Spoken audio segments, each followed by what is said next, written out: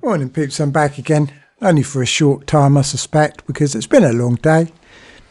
You know, I've got up at 2 o'clock in the morning to watch the Community Shield. Saw that Foden wasn't playing, immediately took him out of my team. You know, so it's been a bit of a weird day.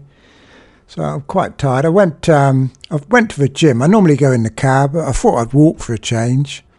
And as it's winter, I put my jacket on and went off down the gym. And of course, I came home, went to put the key in the door, and then realised I'd left my jacket and my keys down at the gym. So I had to walk all the way back and then all the way back again.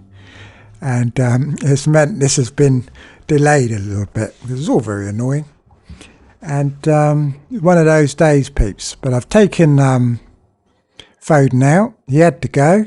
No point even bothering with him, in my opinion. If you can't get a game when De Bruyne's not even starting, then what's the bloody point, you know? Pep, I don't know what he's got against him, but I don't think he's ever going to be a regular starter under Pep.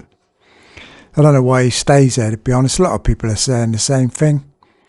You know, he might as well go, because even when he does play, it's in a different position every game. How is he supposed to get any kind of rhythm going when it's like that? He still does okay, doesn't he? He's going to get points. He normally gets them in clutches, doesn't he? He'll do nothing and he'll come on and he'll get a hat-trick.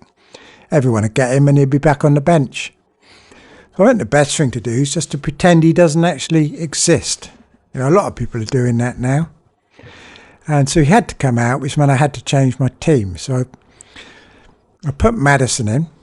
Now the plan is, with this team here, if Kane stays, Maddison stays. If Kane goes, Fernandes goes into the Maddison spot. That's basically it, I think. That's the only thing that's likely to change in this 3-5-2. Martinelli, I've kind of decided to stick with him, although Havertz is an alternative. They've both got their downsides. I wish I didn't have to have either of them. But they're too good and too well owned to leave out, really. I don't want to go without Martinelli and he gets 2 goals. I just look stupid and be kicking myself all weekend, won't I, if I do that. So I've got to keep him in.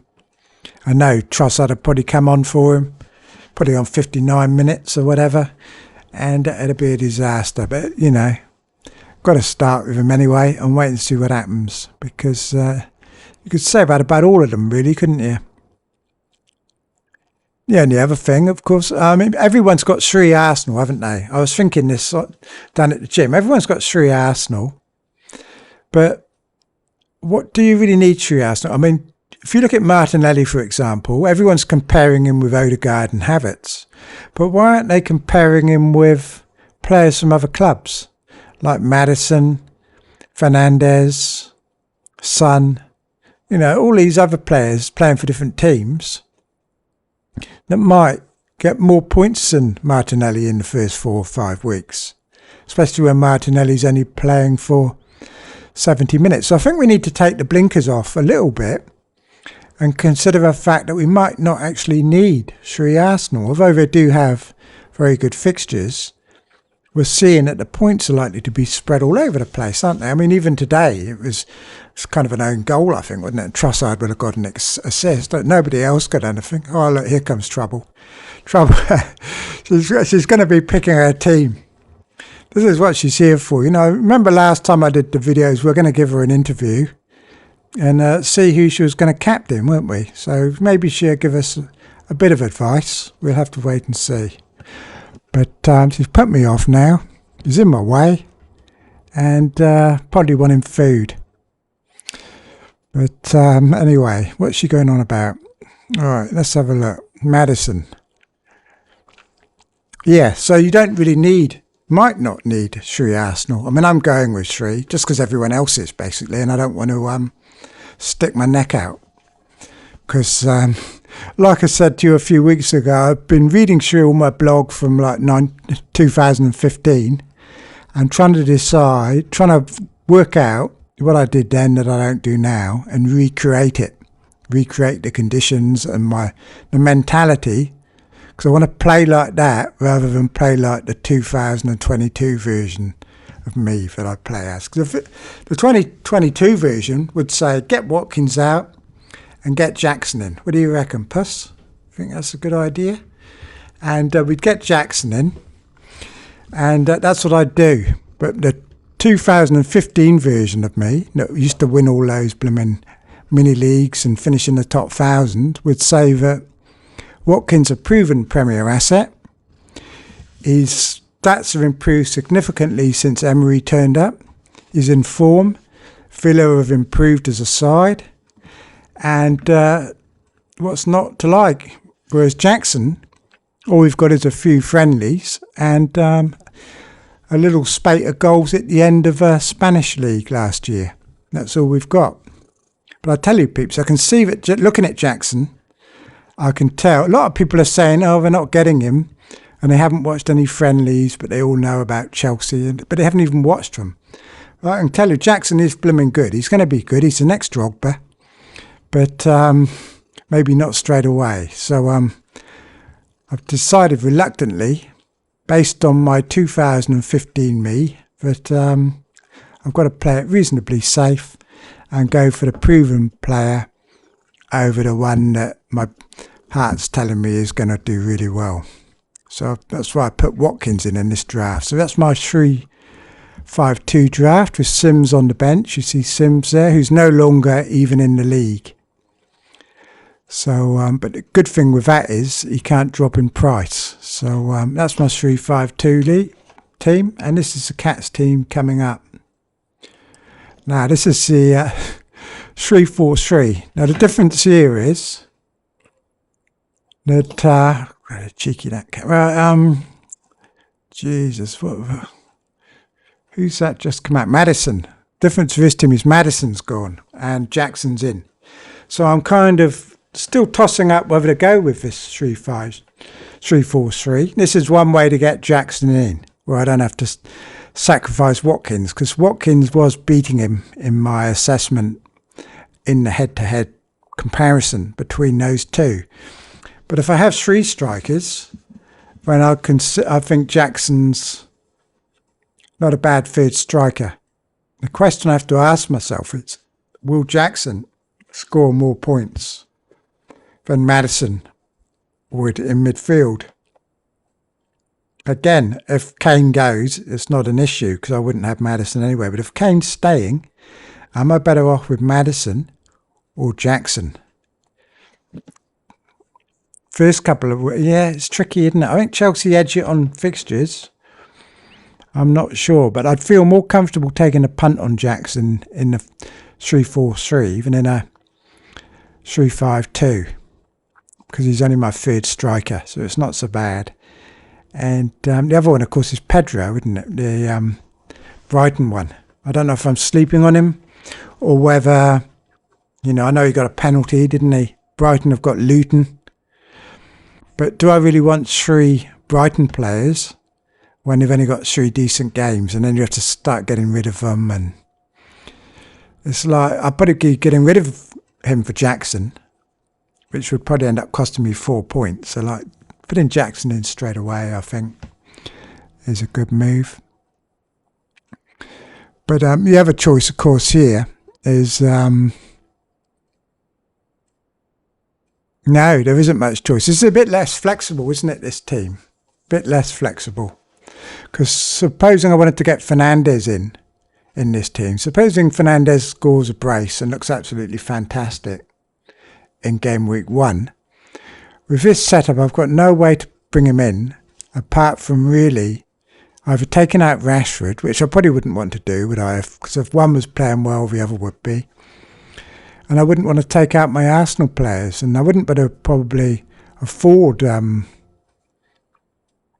could just about actually bring Fernandes in for Matoma, but I wouldn't want to, not until after game week 3. So there's a bit less flexibility about this team, I think. And there aren't that many strike... I know Jesus will probably be back in a few weeks, I reckon, don't they? So maybe he can come back in then. But I think I'm favouring this team, I think, to be honest. Just for the 3-5-2 does look a bit better That's just the way I'm leaning now.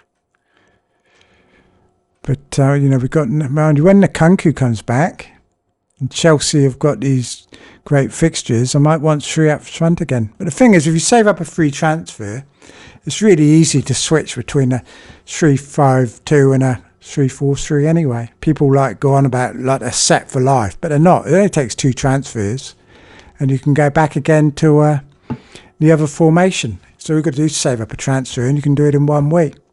Easy, peeps, easy. All right, here. Now, I've been keeping a record of ownership.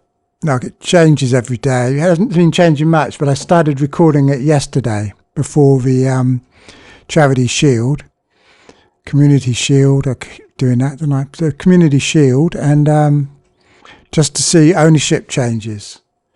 And they've started changing already. And this second one, the Sunday one, was only done a few hours after the Community Shield, and already the prices have started to move. Or the ownership, rather, has started to move. Foden is getting hammered. Looks like he's lost 10% of his ownership in a couple of hours after the Community Shield. So it's going to keep going down because there's no more games. So I wouldn't be surprised if it's under 10% by the time we kick off on Friday. Unless, of course, he's in the team. But that's the thing, isn't it? Isn't it madness? You've got the Man City's the first game on early kickoff, and the site always crashes anyway on the first match at the beginning of the season. And the first match is Man City, the one team that's going to cause the most chaos in people's squads when they see the team list. So everyone's going to be wanting to change their team based on who's playing in that City side. And we're probably all going to find out about 15 minutes before the deadline. And it's just going to be absolute chaos, and absolute chaos. And the site will crash. People will be left. They will have made changes. They won't know if they've made them or if they've got captain or anything. It's just going to be a total disaster. You can see it now, can't you? Be a disaster. And then at FPL, I'll probably give everyone a cry, and they'll give everyone a free wild card or something stupid like that, like they normally do. But so what I recommend you do, peeps, is to have 2 drafts ready. One with Haaland, one without Haaland. Because if you find Haaland's not starting, then there's major chaos is going to unfold. Well, you'd probably keep him anyway, wouldn't you? Unless Kane's staying, and then you'd quickly log on, swap Haaland to Kane, press the save button, then Kane will score a hat-trick, then you go on the next day and find out your team didn't save and you were stuck on Haaland. Because that's what's going to happen. The site's going to crash and it's going to be a disaster. But so that's why you want to get your team sorted out before Friday. You want to get it sorted out like in the next couple of days, and then spend a couple of days looking at it, and that kind of lets it sink into your head, and then you can start looking for weaknesses, etc. in your team. Because if you're just changing it every 5 minutes between now and Friday, you're just going to confuse yourselves, aren't you? You need to settle on a team, except it might not be 100%, and you can never get 100%. And a lot of it's going to be down to luck, whether Rashford or Fernandes gets the most points, or Jackson or Watkins, and all these sort of things. Just make your mind up, settle on something, and just relax, because there's not much else you can do. And that's about that, peeps. So we'll look at this a bit more. We've got Foden's getting smashed. Haaland's dropped a tiny bit. He didn't even get a shot, did he? But no one passed to him, really, so he didn't really have a chance for a shot, did he? It's a funny old business. He didn't really... City really, apart from a goal, they didn't really have any shots at all, did they? I mean, Arsenal had a few. I mean, Havertz could have easily had a brace, couldn't he, in that game? Easily. And so, Kane's going up. He could go up a bit more. I think a lot of people have not even logged on yet. There's only 5 million in the game at the moment. They're putting it be nearly 8 million by the time kickoff comes around. So there's another 3 million people still to make a team. That'd be the casuals, wouldn't it? Because I think everyone who knows what they're doing is already joined, haven't they, really? I can't imagine people haven't, unless they're in jail or something. And Watkins is the main striker that's going up in price, going up in ownership. Jackson's got a few more. It's all on Jesus. There's a lot of people who've been sitting there for 2 weeks, will have made a team, but they haven't altered it yet, and they'll still have Jesus. So they're all going to switch. Most of them are going to go to Watkins, I suspect. So you could see his ownership rise, but he end up about 25% plus, I'd say, by the time we kick off. De Bruyne's going up a little bit just because he actually turned up.